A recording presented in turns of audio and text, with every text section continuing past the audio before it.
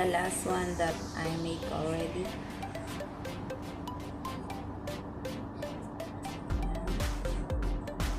Even this one I take in YouTube the picture, so I make screenshot, then I draw on the small papers, then I make big draw, so like that.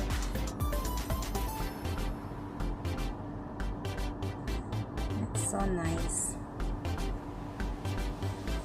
Then that's the one is it's same though, the one I showed you. This is it.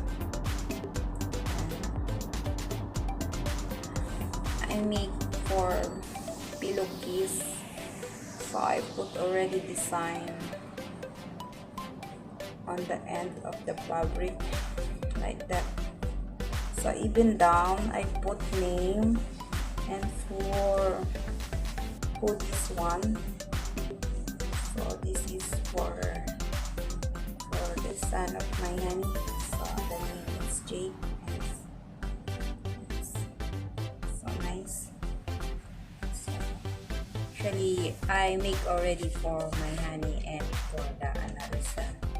This one for the one son, and the other one for my honey I will show you here. So yun guys, very simple and easy how to make it. You learn much better.